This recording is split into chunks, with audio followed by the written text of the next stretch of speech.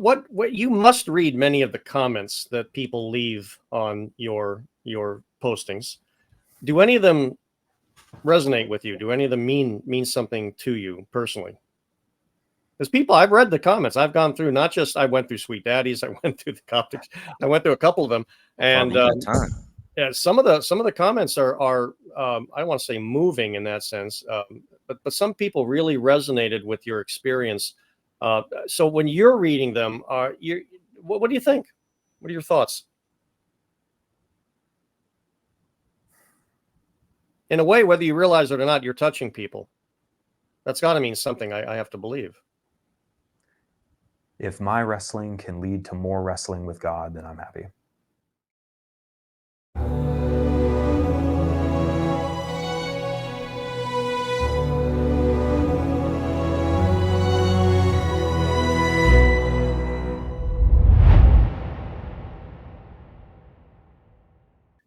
Welcome back to the Transfigured Life. We have a special guest in the building with us today. We are welcomed here with Jared. Jared runs an amazing channel. Jared, welcome to the channel. How are you? Thank you so much, Luther. Yeah, I really appreciate it. Special guest. God, come on, man. I'm just a dude. Yes, yeah.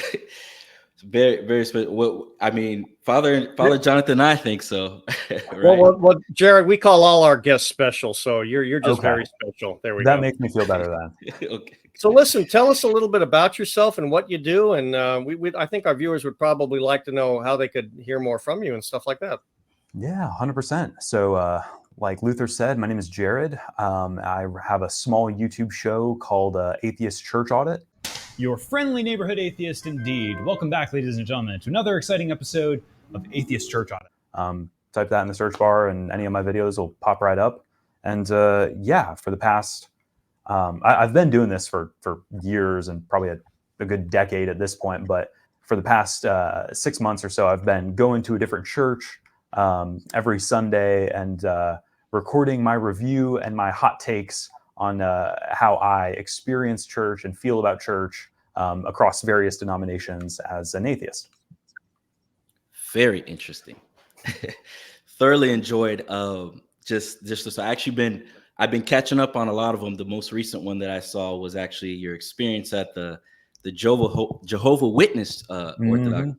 I said Orthodox. The not Orthodox. The Jehovah Witness church that you went to. Very eye-opening. I've been to one actually before being Orthodox, like as in visiting to see what it was all about. And I was kind of proselytizing a little bit too, if I'm being honest. But man, we would love to hear more about your story. We saw obviously that Orthodox video that was kind of exploding. Definitely enjoyed that, and just also like your friendliness towards us. It seemed like it was an honest take. It seemed like you had a good positive experience, but we'd love to hear a little bit more about your upbringing, your story before probably diving into that. Yeah, 100%. Oh man, I don't even know where to start. Yeah, well, I mean, starting backwards, I had a really wonderful time. For those who haven't seen it, I made a video, dropped a week or two ago about going to it's the service right after the official Pascha midnight service. So I think we concluded that it might have been the Agape Vespers. That's right. Right.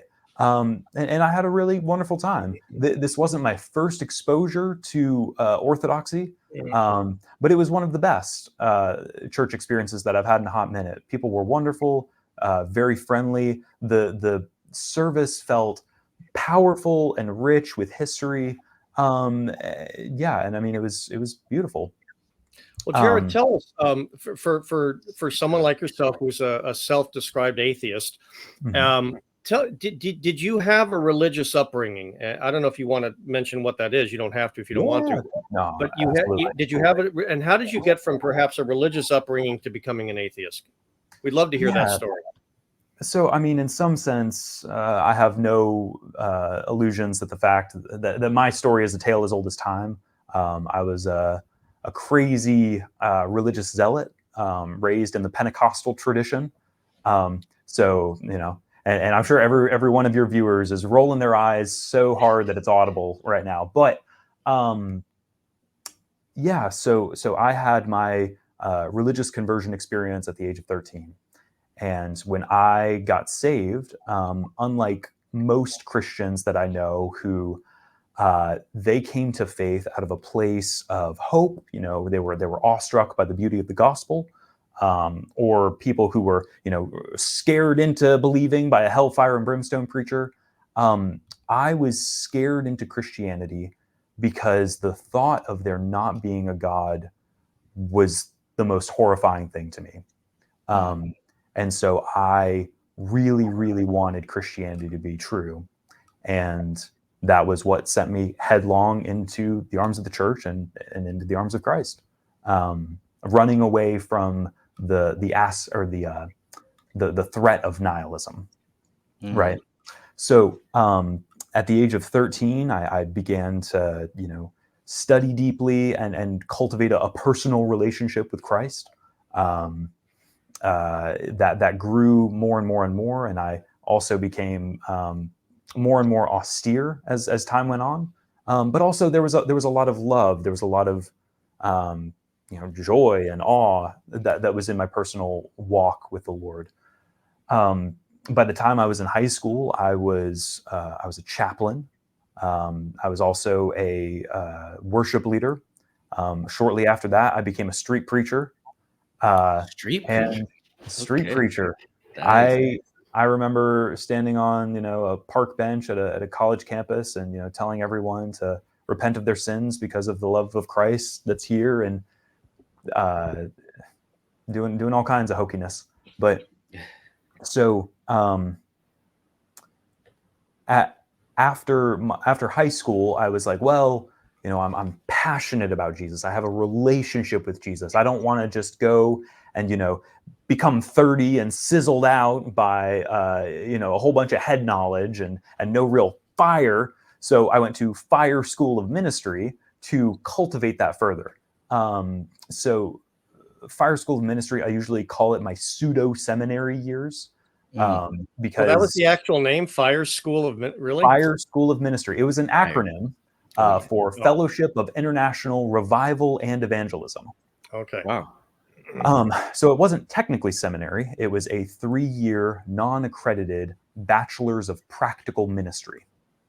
So that's what it says on my degree. So, you know, it was a prerequisite that you had to be a zealot. You had to be fiercely in love with Jesus. You had to be, you know, kind of ascetical, ascetical. I don't know.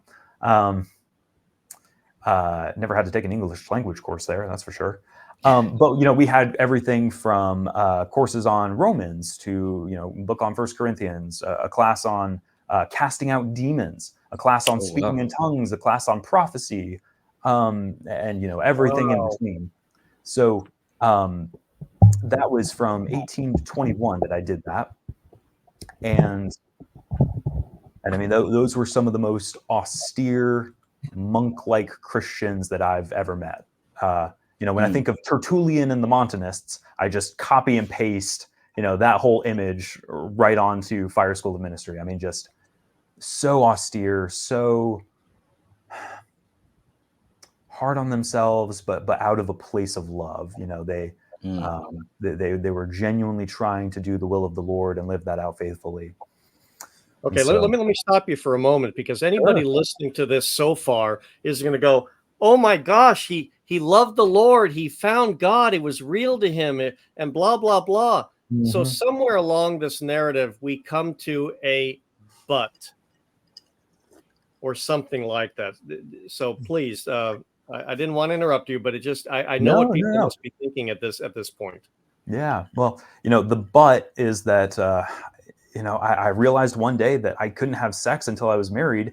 And then I, you know, gave God the middle finger and ran out and said, screw. I'm kidding. And I'm very much. I thought you were. I was like, okay, keep flowing. All right. No. Yeah, I think people always want me to give like a big mic drop thing of like, and the reason I said, you know, curse God and die is because I'm gay or because my dad died. And the truth was nothing of the sort. Sure. It was a very long and painful process that took course over several years. So, you know, my peak of religiosity was probably at 19, and then, you know, there's some struggles with faith that you have to reconcile, right? You know, I believe in God because I feel like this miracle happened to me, and well, you know, if I'm being more honest with myself, was it a miracle, or was it a little bit of wishful thinking mixed with a placebo? You know, a chance coincidence plus really wanting something miraculous to have happened. So things like that, and you have a few of those episodes, and that kind of hurts. Some unanswered. Jared, it was not one thing. It's almost like that phrase: your faith died by 1,000 cuts. That kind of a thing. Yeah, absolutely. So maybe one of the biggest, but you know, before people will be quick to jump on that, and I'm always trying to preempt, like, oh, what will the commenters say? You know, like, oh, well, he deconverted because he was trying too hard, or oh, he deconverted because he was not trying hard enough, or oh, he deconverted because he wasn't resting in the love of God, or oh, he deconverted because he was complacent in the love of God, or and so, you know, having to walk this tightrope and truly convey, like, man, Jesus was my everything. I loved the Savior. So you were invested. I was. He was my reason for waking up in the morning. So maybe one of the biggest stumbling blocks, one of the 1,000 cuts that my faith died by. My fifth semester at Fire School of Ministry, they asked us to do an internship. And I didn't want to be a lazy bones and just, you know, go intern with a youth pastor down the street. So I found a pastor in the Netherlands who was connected to the church. And I was like, well, shoot, yeah, let me go and intern out there with him. And my assumption was that, you know, he is a Pentecostal pastor in the ultra-liberal method, or in the ultra-liberal Netherlands. And so I was like, oh man, I bet this guy is fluent in apologetics. I bet he's intelligent. I bet he's, you know, well-read and, you know, having these deep intellectual conversations, combating liberalism. And that was what I wanted to do. I got over there and it was kind of a cult. And I don't use that phrase lightly, but I also don't want to use it too heavy-handedly, having just hung out with a whole bunch of Jehovah's Witnesses. Much worse cult than the one I was in, thankfully. Very personality-driven? In the one in the Netherlands? Yes. Definitely in a not sense. I was about to say, definitely not the Jehovah's Witness one. I was like, personality driven.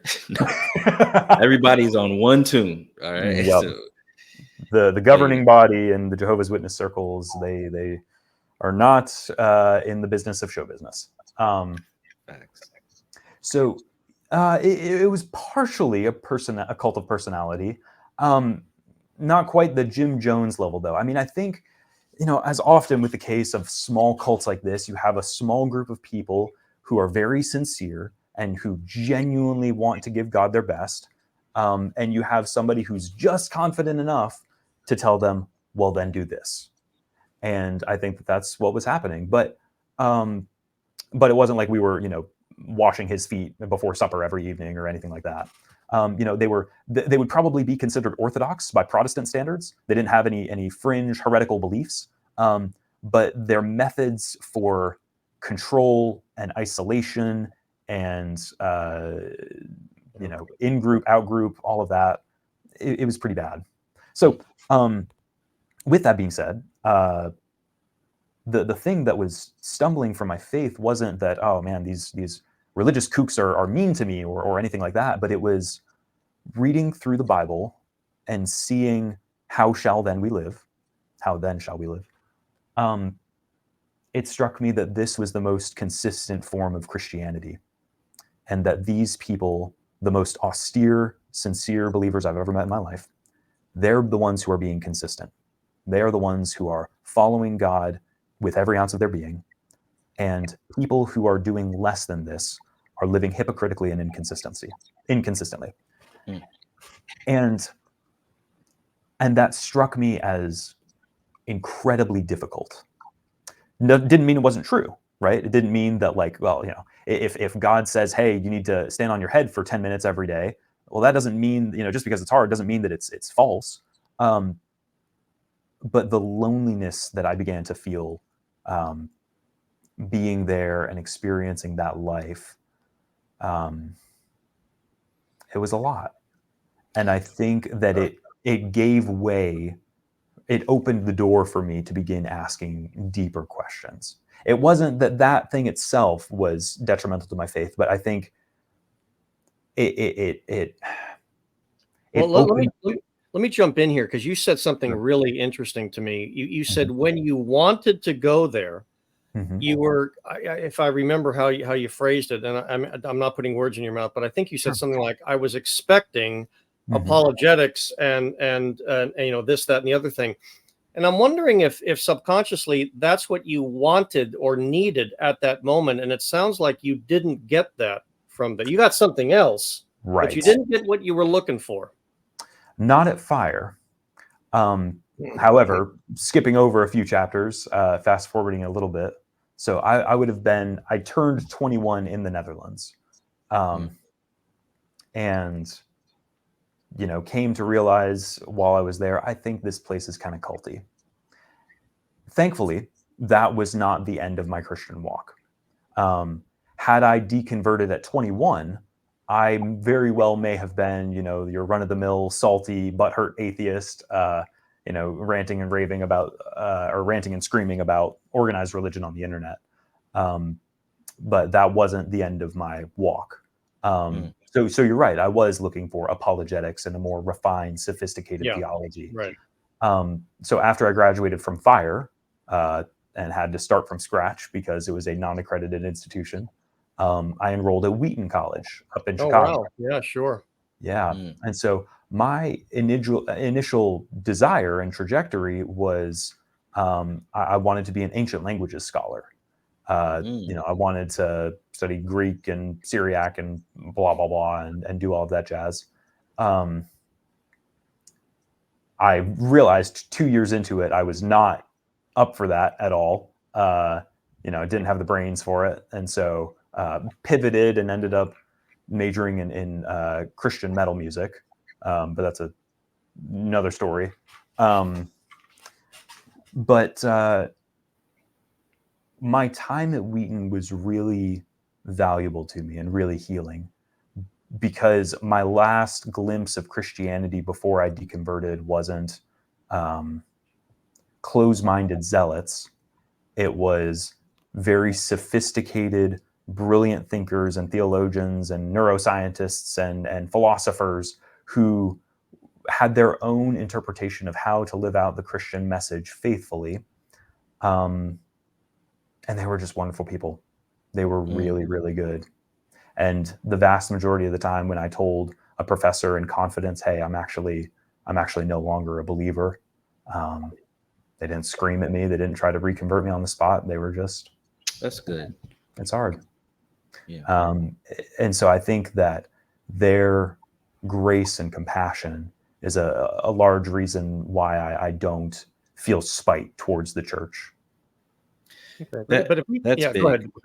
No, I was just gonna say that's really big, because I know that, and that's something that really drew us to you. Like there's not that anger, that spite. You know, it seemed like you genuinely like even when you went into different spaces of worship, like you're really trying to immerse yourself in like these people's worship, whatever group you're going to, their worship experience, and you're taking that face, you know, for what it is, and something that easily could be seen. And I think that's why you're actually very likable. You know, a lot of your video was kind of making rounds on Facebook, and a lot of people just seemed like there was a lot of positive comments towards you. A lot of people had a lot of really good things to say. Yeah, man. And I could see that, because I know a lot of people, it could easily, you know, go a whole different direction where they just, you know, they'll be super, you know, angry with Christianity, seek to, just throw it to the ground. But from what I see from you, it seemed like that's not your approach at all, which is awesome. Well, Jared, I would also compliment you by saying you do it with good humor.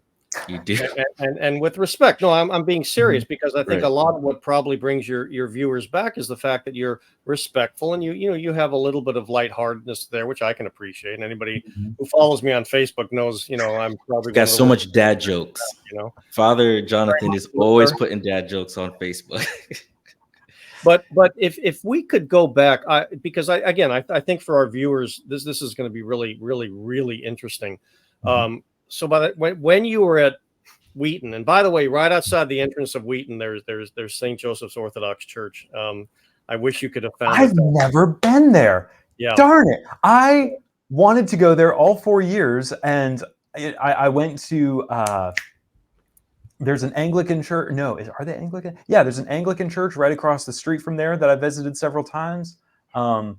There's a Serbian Orthodox church a few miles down the road that I visited. Though I have since learned, I think are they in communion with the Eastern Orthodox, or are they Oriental? Well, no. Well, the Oriental Serbian. Orthodox, or the Coptic, the Ethiopian. Okay, Armenian. the Serbian Serbians are are in Eastern. communion. No, the Serbian are with us. Yeah. Gotcha. Okay. Gotcha. For someone, I always explain it, and Roman Catholics get this the best because they can kind of relate to it. But the differences between Russian, Serbian, Greek, Ukrainian, Polish, whatever, is like the difference between Italian Catholics and French Catholics and Spanish Catholics and German Catholics. It's the same thing. There may be cultural and somewhat maybe linguistic differences, but that it's all the same faith. So it's the same thing with us. They just have more of a central administration than we do. Gotcha. But let's go back to Wheaton, because again, I know people are screaming at us right now through the screen, going, "Ask him." So at some point, you said, I had deconverted and I went to talk to this professor. So was there an aha moment? Was it just a realization that I can't buy into this, or what was the process of your thinking at the time? And were you trying to pray through it, or kind of where was your heart and all that at that time? Yeah. Man, I was trying to do everything. I was trying to pray through it. I was trying to preach through it. I was trying to do anything I could to galvanize the last tidbit of faith that I had. I remember so I deconverted between my sophomore and junior year when I was 23. When I was 22, I put in an application to be a chaplain at Wheaton, even though that I could feel it. It's like, I don't believe this anymore, or I'm on the cusp of deconverting.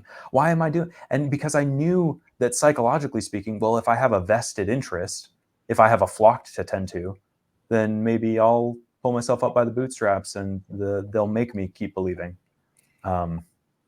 So I think that there was a lot of things that came to a head. And I'm so hesitant to even, invoke like, oh, there was emotional turmoil in there as well, because, it's so easy for people to blame that as the thing that dismantled my faith. And it's like, man, that's not charitable. So, I mentioned that I wanted to be an ancient languages major. And so halfway through my college career, I realized that I don't want to do this. And I was distraught about that. I was, frustrated with how to live out properly. I was surrounded by people who I liked and admired, but didn't respect I respected their faith, but I didn't respect. I didn't respect the politics on campus. I didn't like a lot of the Christianese I was hearing. And it was just frustrating. That's a real language, by the way. You're right. You can speak in tongues or you can speak in Christianese. Those are your two choices. Ah, man. Well, how about this? I mean, in our faith, if someone is struggling with anything, they can go to a priest, they can go to what we call a spiritual father. Could be the same person, could be someone different, and things like that. Who did you have to go to? Who did you talk to? Who did you have anybody to talk to? Anybody that would listen? Who would I have been talking to at that point? I was talking to professors. I was church hopping a lot, trying to find a church that I could get behind. But I think that if I'm honest, a lot of the time it felt like, at least in my context that I grew up in,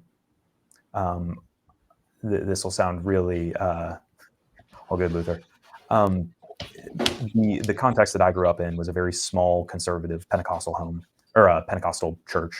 I mean, there were probably 100 people there, and it was in a rural town.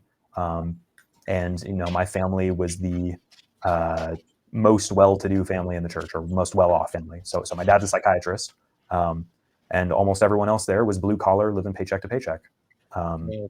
And our pastor, he didn't have a college or seminary education, which is not unusual amongst Pentecostal clergy. Right. You don't need that head knowledge. You just need the Holy Ghost. And that's how I thought for a good chunk of my life as well. But so, I was probably 14 and 15 years old, and I started asking, deep theological questions, which aren't particularly deep, but it was deep for that community. Hey, what is the retort to oneness Pentecostals? Or hey, how do we know that Jesus is both God the Son and the Son of God? And I still remember to this day, my pastor's wife, I asked her that. I was like, well, can you point to me in Scripture a passage that clearly denotes Jesus as the Son of God, or I'm sorry, as God the Son? And she said, well, I know that there's a few in there, but what I love doing is whenever somebody asks me a hard question like that, I say, well, if there is no truth, is that statement true? And she like repurposed a ideological apologetic point that she had heard in some other context related to some other conversation, and somehow thought that was like a slam dunk in this totally unrelated conversation. And I was like, we're not having the same conversation. Sheesh. So I think I was probably mostly talking to my professors. That was a very roundabout way of answering that question. But you didn't have a pastor or a minister or nobody of that type of background, a spiritual guide, if you will. No. Okay. No, not at that season. Specifically getting to some of the theological points that were really troubling for me. One of the big ones was finding out, pseudepigraphy. It's very unlikely that Peter wrote 2 Peter. I would say it's darn near impossible that he wrote 2 Peter. So that was a stumbling block for me. So, I went first from being a 6-day young Earth creationist to maybe being an old Earth creationist to being an evolutionary, a theistic evolutionist. And then, similarly, like went from a inspired position. I always get them confused. It's inspired, infallible, and what's the other word? Inerrant. Inerrant. Thank you. So I went from inerrant to infallible to inspired, maybe. And yeah. So or maybe, but it's okay. Another thing that weirdly enough, a lot of people from the Orthodox video have been, urging me like, oh, go and read the Church Fathers. Because and I will be the first to say that they were my bread and butter for many years while I was still a believer. I was 18 and very dissatisfied with how shallow my Protestant church history conception of church history was. Yeah, right. There was Jesus, and then the apostles, and then there was Martin Luther. Not you, Luther, the other one, but the heretic. And I was always kind of disgusted by that. So I dove deep into the martyrs, into the early church, the epistle to Diognetus. I always forget if it's the epistle of Diognetus or to Diognetus. It's got two. Yeah, you mentioned that in your video. Yeah. That's my first album. Also, I should clarify that my channel name is Heliocentric. That's also my band name. So I'm a one-man metal band. I've got 3 albums on Spotify, 2 of which were homework at Wheaton College. But my first album that I wrote was called Perpetual Felicity, which was an homage to the martyrs Perpetua and Felicitas. But I've got a track about Ignatius of Antioch on there. I've got track about Polycarp. You're Orthodox atheist here. Yeah. No. So, those stories were always really, really meaningful to me. But finally getting a glimpse into the world and the mind of the early church, that was really troubling for me regarding miracles. And it started to feel like special pleading, to imagine that, well, the miracles that happen in the Bible are 1,000% historically accurate, cannot be contested with. But the miracles, in the Acts of Thomas or the Acts of Philip, well, those are, later, they started embellishing things. And it's not even a question of like Orthodox text versus heretical text. Sure. Because you have the Acts of Paul and Thecla, where there's some, I think even most Christians would say that there's some kind of extraordinary things happening there that are probably ahistorical. Or my go-to example is in the Martyrdom of Polycarp. Beautiful document, so rich with theological depth. But when you look at it as a historical text, there's this passage where he's being burned alive at the stake, and he won't burn, and so they crank up the heat, and finally he's not dying. So a Roman soldier takes a spear and stabs it in Polycarp's side, just as they did with Jesus. Except Polycarp, they stab him with the spear, and then out of the bloody wound in his side, a live literal dove pokes his head out of the wound and shoots off and flies away. And that's pretty incredible. And if I'm honest, I think that probably didn't happen. And if I say, well, that one didn't happen, but the resurrection of the dead at the end of Matthew's gospel, where all the surrounding tombs burst out of their graves, and there was a horde of zombies presumably walking around, that seems like special pleading to say that one happened categorically and the other didn't. Yeah. Well, let's move from that. We could probably talk about that stuff for a long time. Sure. But let's move from that. So you left Wheaton and so forth, and all of a sudden, one night at 10 o'clock at night on a Saturday night on Orthodox Pascha, you decide that you wanted to go to church, but it's too late to go to that particular service. Now, how did you get to that point? Were we just another one on a list of places you wanted to visit, or what? You were. Yeah. I've got a long list somewhere. It's not written down anywhere, but yeah, I've got a long list of services and churches that I want to visit. All kinds of, kooky cults to, Orthodox churches, churches that I know. I like how you have us at the complete other spectrum of the kooky. We appreciate it. Man, I'm investigating a religious group right now called the United House of Prayer for All People.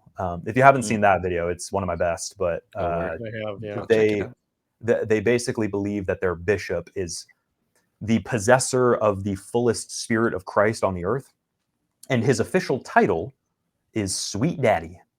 That's wild. And so they have gone through their hymnals and they have crossed out every instance of Jesus and replaced it with Sweet Daddy. So you must have a blast sometimes going to some of these spots. Like, it's so fun. I'm thinking if I were you, like, when like you're not like how there's certain places you're not allowed to laugh. Mm-hmm.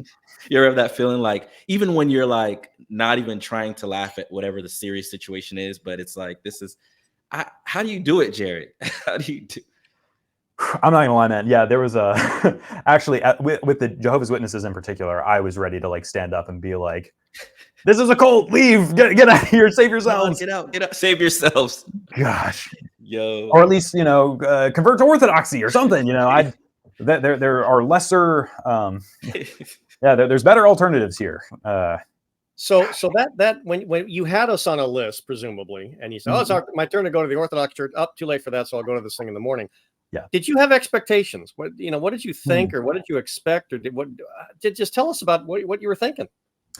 So, a lot of my friends from Wheaton are either dabbling in Orthodoxy or have straight up converted to Orthodoxy. And they're the kind of, intellectual, bleeding heart people that I really love. And so I fully acknowledge that there is a like-minded community that has, run in hordes to orthodoxy. That being said, I felt that same way about a decade ago with the Young Restless Reformed movement, when everyone was running to the pews of John Piper. Right. And I saw a lot of like-minded individuals there. I resisted that temptation. I never became Reformed. But I actually fell into that one. there we go. Gotcha. How long were you in that sphere? Probably about over a decade. Wow. Yeah. Okay.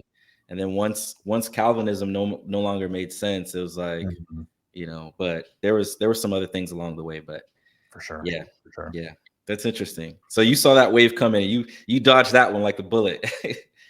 And I'm sure you're aware of some of the issues probably with Calvinism. I'm sure you've dived into that, and you're just like, this doesn't sound right.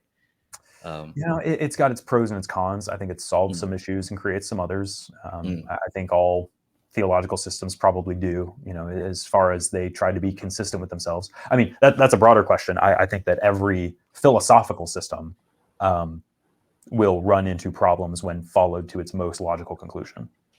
So, Jared, let me bring you back to that Saturday night, Sunday morning. Sure. And an expectation. Did you have any? You went in blind. I went in kind of blind. Yeah.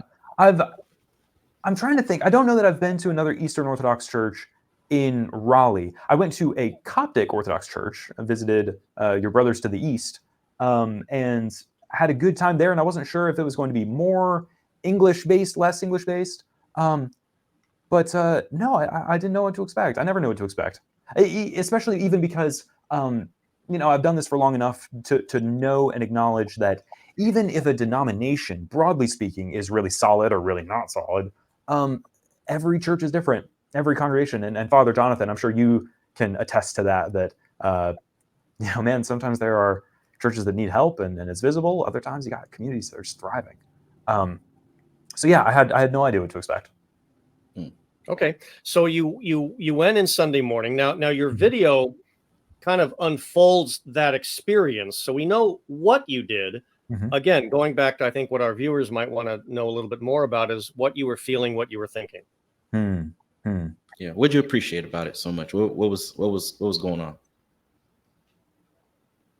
So, for those who have watched the video, I say that I walked in and I met this guy, Paul, who was at the visitor's booth, and he walked me through and gave me, showed me around to everything. And none of that really struck me by surprise, right? I've been to cathedrals all over the world.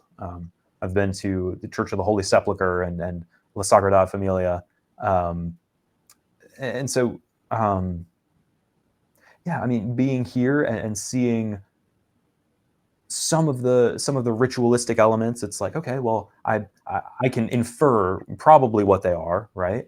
Even though I don't know the specifics about like, oh, is this a cleansing prayer? Is it a prayer of thanksgiving? Is it a prayer of reverence to prepare your heart?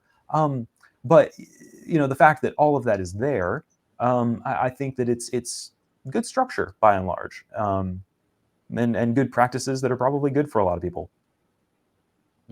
Yeah. I think that I remember leaves. I don't know why I didn't include that portion in the video, but there were leaves scattered throughout the aisle. And I don't know if that's unique to that service or if that's an Orthodox thing, but they were there when you got there? They were there when I got there. Yeah, that's from previously in Holy Week. Yeah. Okay, gotcha. Is that commemorate Sunday. the Hosanna branches? No, they're from the previous Saturday morning, something called the Holy Saturday Vesperal Liturgy. They're scattered by the priest at a certain part of the service to mark the transition when Christ descended into Hades, freeing the captives that were held there. Interesting. What's the symbolism there of a whole bunch of leaves? They're bay leaves usually, and a symbol of the triumph of the victor coming, leading the captives out, and so forth. It's an old symbolic gesture, you might say, of the scattering of bay leaves before the victor. Yeah. No, that's beautiful. That's really cool. Well, yeah. Okay. So So I'm curious. Okay, so you obviously appreciated that. I'm curious about maybe your experiences with Roman Catholic churches or Protestant churches. What are kind of some of your experiences in those spaces?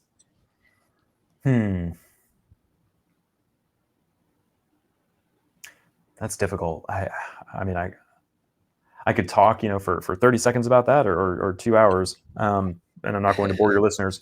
So, I mean, it's funny to me to see which congregations prioritize evangelism versus, just going there and doing your business with God. At a lot of Baptist churches right now, it's trendy to have a visitor center, parking spaces, right? So you go up to these churches and they have visitors parking, right in the front, and someone will run out and greet you and, hey, here's a book, of all of our doctrines and beliefs, and here's a coffee mug and T-shirt, coffee mug, a T-shirt, yeah, fresh brewed coffee. And that's because in the evangelical world, evangelism is a big deal, right? I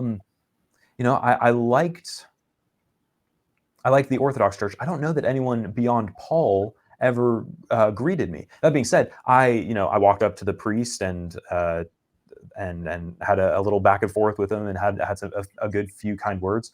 And I don't think that I disparaged that. That like nobody welcomed me and shook my hand and asked to go grab coffee. I don't think that's my hunch. Is that's not really the vibe of Orthodox circles. It wouldn't be the vibe of that particular service, because being that it was the day of Pascha, which is the biggest thing for us, everybody was probably in a mood to get home and start eating their lamb, because we fast for 6 weeks. So 100%.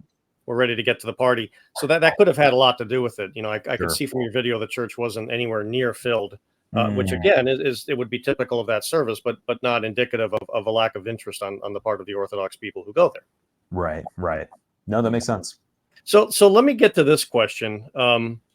You're an atheist, self-described atheist. Why is an atheist interested in going to different churches and talking about his experience there? I'm just bored. It's fun though. You got a fresh perspective. It is fun.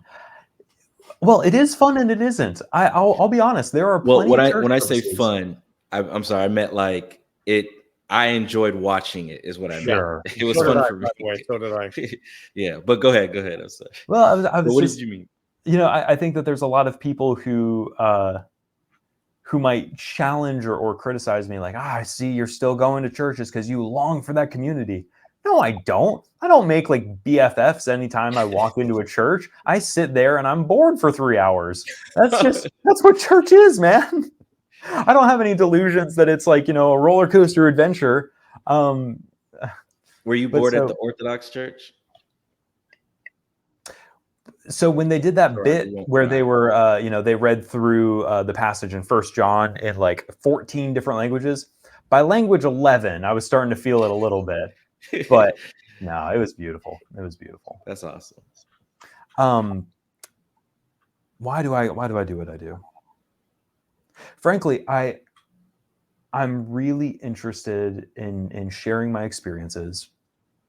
And what I'm doing with Atheist Church Audit, this is just the most recent iteration of my attempt to get my story out there and to have honest conversations and dialogue with people.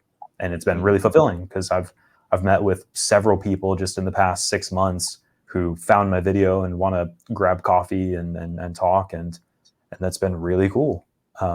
People from all across the spectrum, people who are Baptists to ex-Christians to gay Christians who are wrestling with their sexuality, just all across the board, and it's been really, really fulfilling. Now you're meeting with us. Yeah, now I'm meeting with you guys. I don't hate Christians and I don't hate the church. And I've got a decade of ministry under my belt, and I hate for any of that knowledge and wisdom to go to waste. Yeah. Because I was going to say you were very immersed in it. Sorry, Father, you were going to say something. No, not at all. Jared, I want to ask you if you would be willing to do something. This is kind of a question. I don't say it as a challenge or anything like that, but most of all of your videos are of Sunday, the main Sunday services of the respective churches that you're going to. Sure. The one at Holy Trinity was not the main Sunday service, and I'd like to respectfully suggest, because I think that a lot of Orthodox Christians would love to see you do a video like this. If you were to go visit a church like Holy Transfiguration there in Raleigh, which is one of the parishes in the jurisdiction that Luther and I are in, the Orthodox Church in America. It's an all English service. It's also going to be a little bit different than what you saw at Holy Trinity. There's no pews, and it's a very kind of different experience. But that would be the main Eucharistic service of an Orthodox church. You would see it kind of in all its glory that way, and I think a lot of us would love to hear to see you do a video, of something like that. Do you think you'd be interested or willing to do a video like that? I think you'd get a lot of hits on it, quite frankly. So is it a midweek service, like in the evening? Sunday morning. Sunday morning. Yeah. 100%. Yeah, I would love to.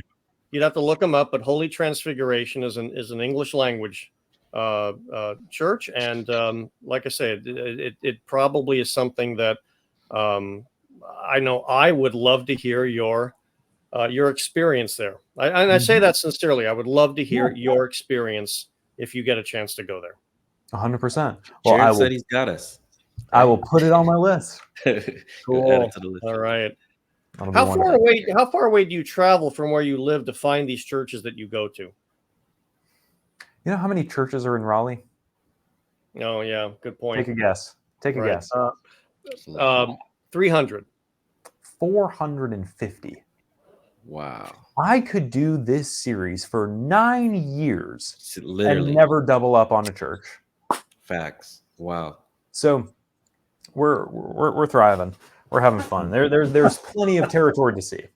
That being said, if there's a really wild church, I'd be willing to make a drive. But time will tell. Oh, that's really 450. Wow. Okay. If I'm ever in Raleigh, I got to slide with you one of these days. Hey, you are more than welcome, my man. Okay, that would be an interesting episode. I mean, so this past Sunday, it's been the funniest thing. There was a father who watched my video on the Episcopalians, and he resonated with it, and so he sent me an email and said, I want to meet with you. And so I give him my phone number, and then he texts me, and then he throws me into a group text with him and his son and his daughter, and then each of them are like, we want to meet you too. And so I grabbed like a cocktail with the son on Wednesday, and then met up with the daughter on Saturday, and then they dragged me to church, to their local Baptist church on Sunday morning, and so it was great times all around. Interesting. So nothing wrong with a tandem church service. No, not at all. What you must read many of the comments that people leave on your postings. Do any of them resonate with you? Do any of them mean something to you personally? Because I've read the comments. I've gone through, not just I went through Sweet Daddies, I went through the Coptics, I went through a couple of them, and yeah, some of the comments are I don't want to say moving in that sense, but some people really resonated with your experience. So when you're reading them, what do you think? What are your thoughts?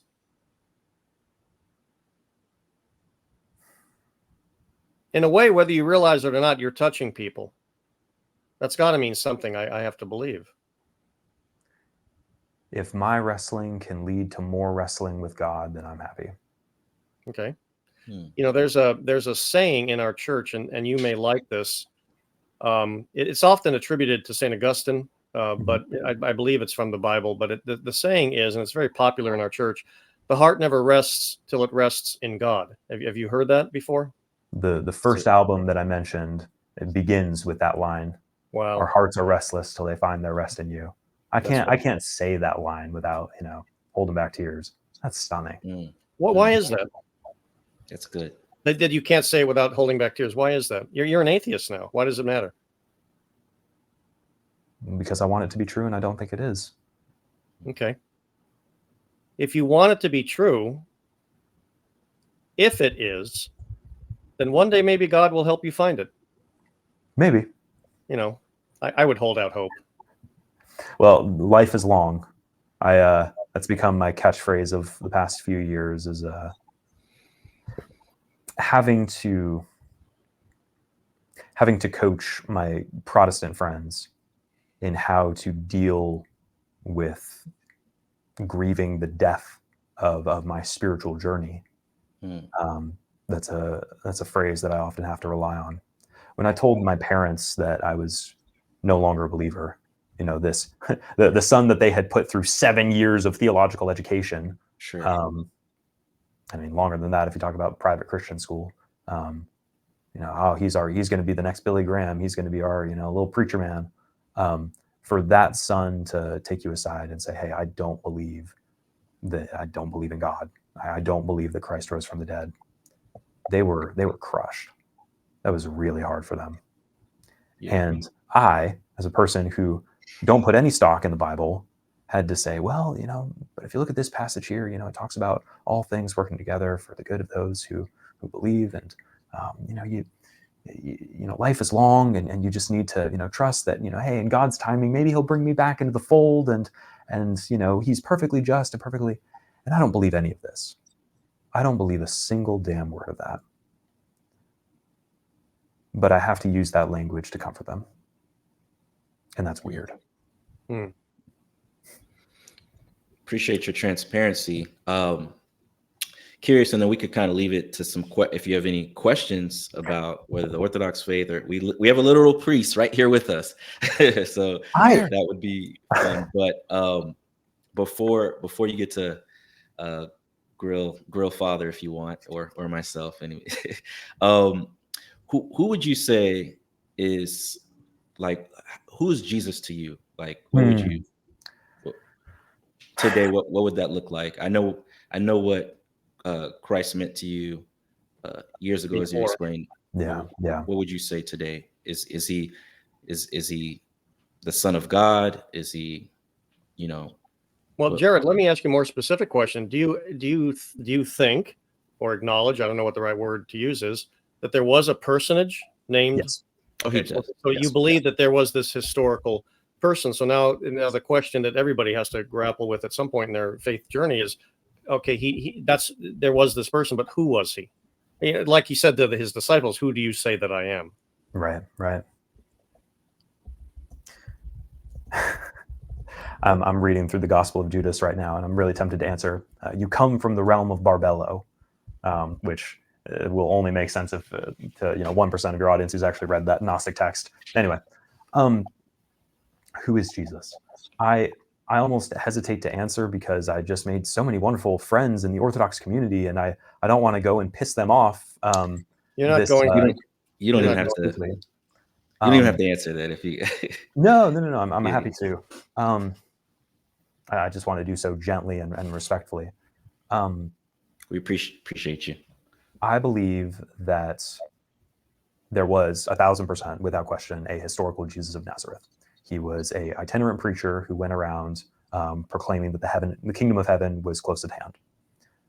I also believed that he thought of himself as a messianic figure, and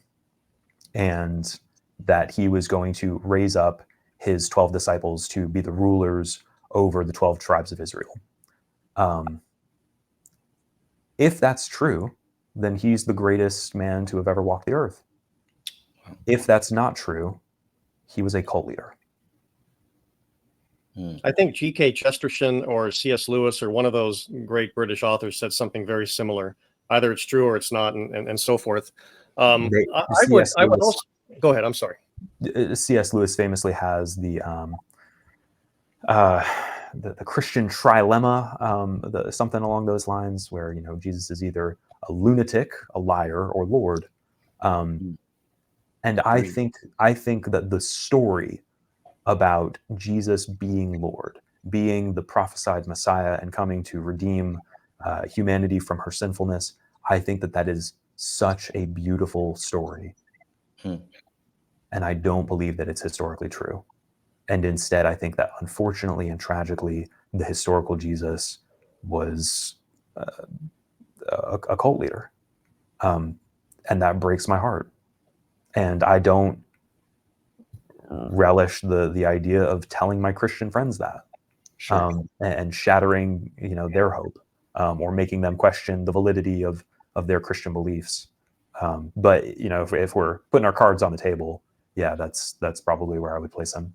That's interesting to me that you said that you would say this to your Christian friends, and you seem to think automatically that they would believe what you're saying and it would shatter their faith. No, I don't think so. I think more so he's saying like because he has like such a respect or appreciation for where his friends are at, I guess he wouldn't want to hit where his wrestling has gone. He probably doesn't want to. I mean, am I understand that correctly, Jared? That you're trying to be considerate of where your friends are and that, and just the impact it may have for them to believe in Christ. Right. Losing my faith was the most painful thing I've ever been through.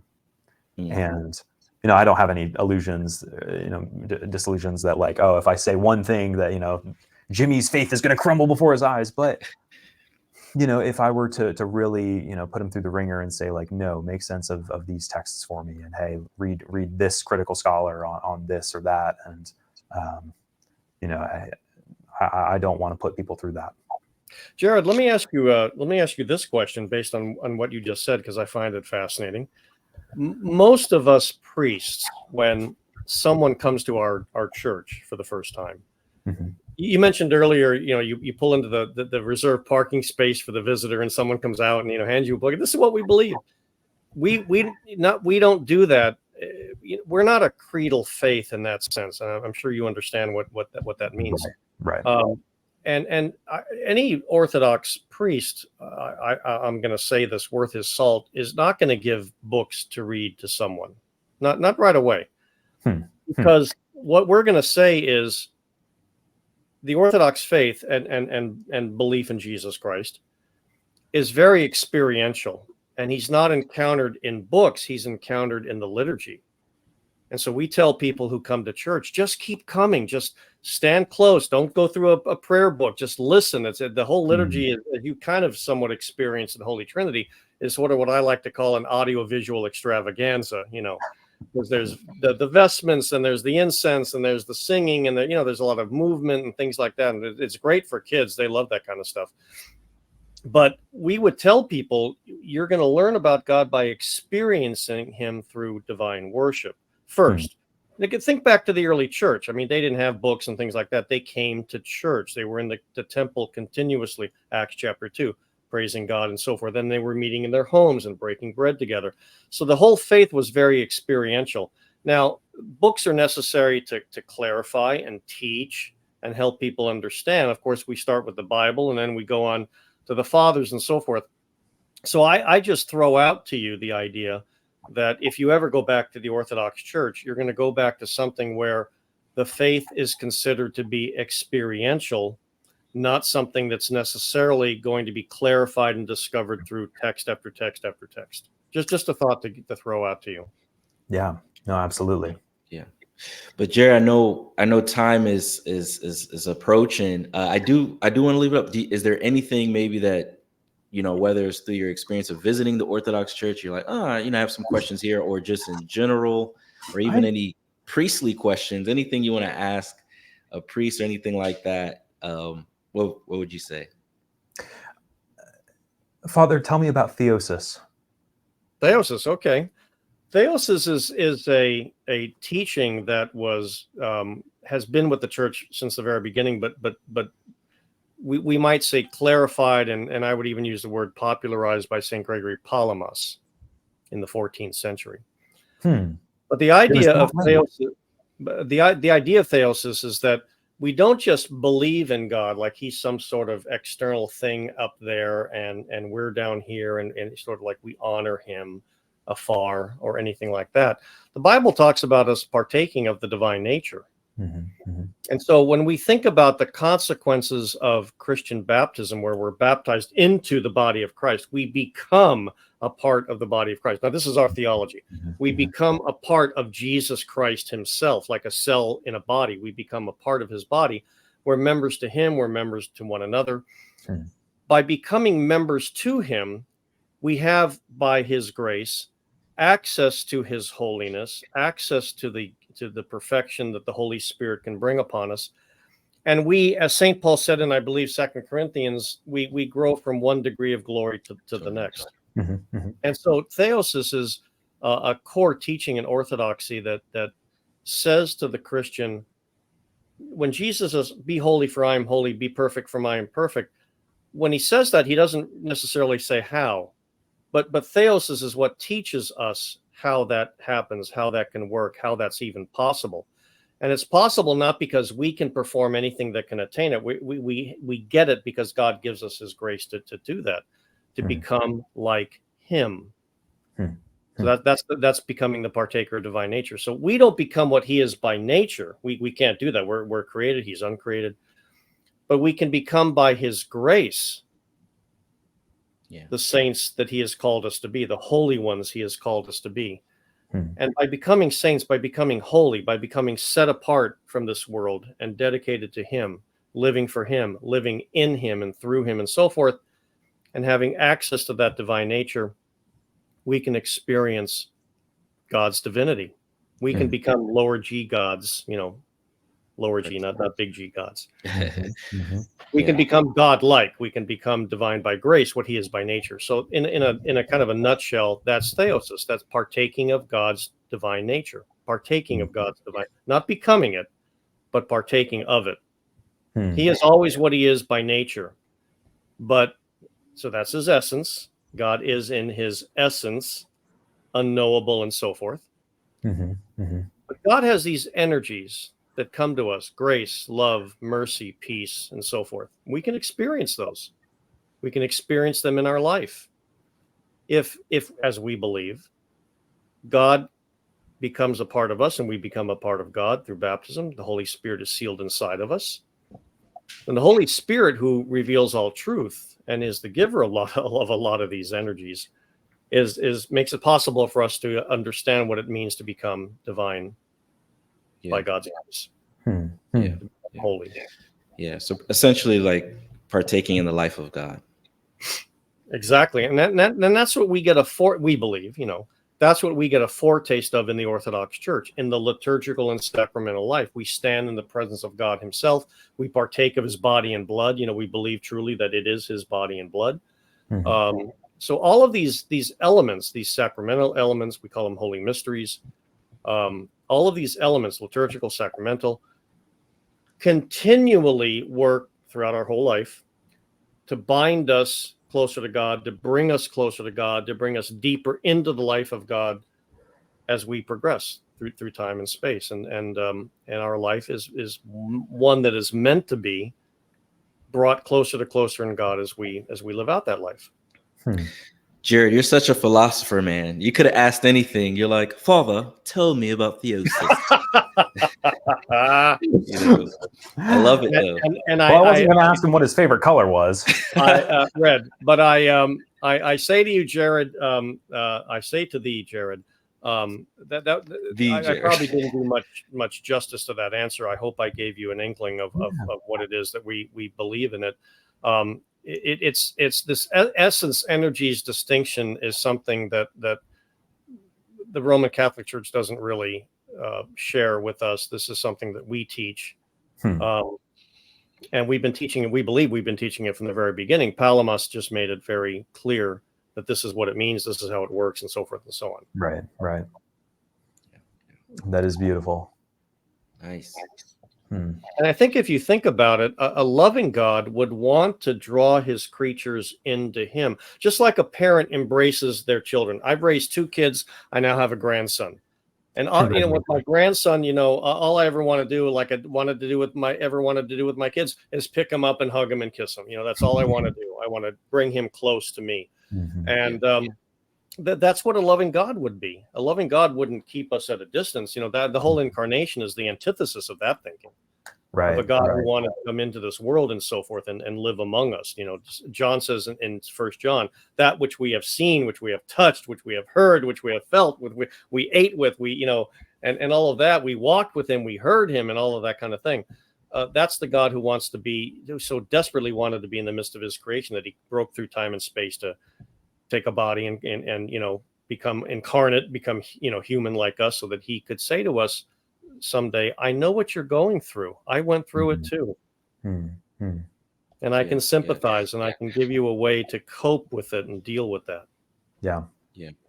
And this is seen in John chapter 17 as well. This idea of this is the idea of eternal life, that you may know God and his son, Jesus Christ, whom he has sent. So I think as parents, at least a good parent would want to, share, their, they want to give their kids the best. And with God who created us, he wants us to experience, participate, enjoy, enjoy life with him. And so it's not out of necessity, but as a great gift to us is how we see it, at least.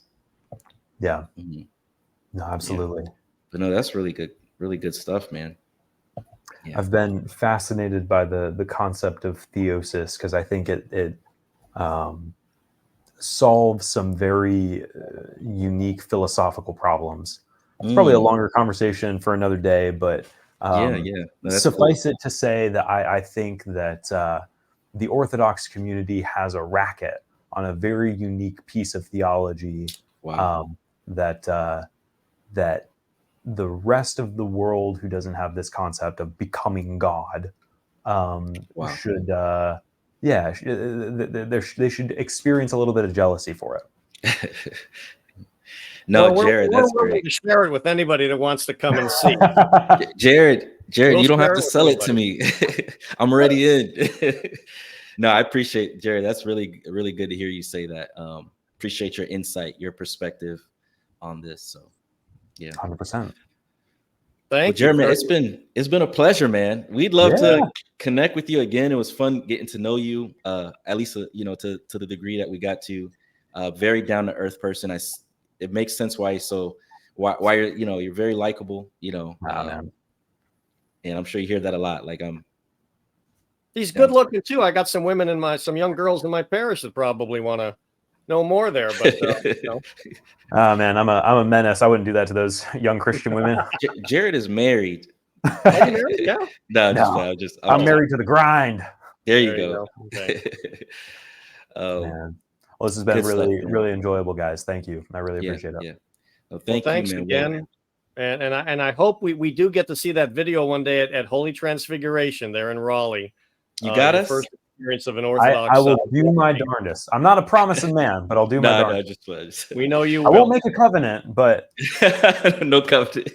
Old or new? No, just your yes be yes and your no be no and all that. There it is. Okay. Good stuff, and man. we trust you. Okay. Awesome. Well, Jared, thank you. Luther, thank you. To all our viewers watching, thank you. Check out all our episodes on the Transfigured Life, and check out Heliocentric and Jared's channel. He's got some interesting stuff there. I have to tell you that I personally have watched a few of the videos there, and I've enjoyed them. He's got a good sense of humor. He's got a good way of dealing with the things that he has seen and talks about. And I go check it out. It's kind of fun. Oh, yeah. Okay, everybody. Take care. Good night. We'll see you later.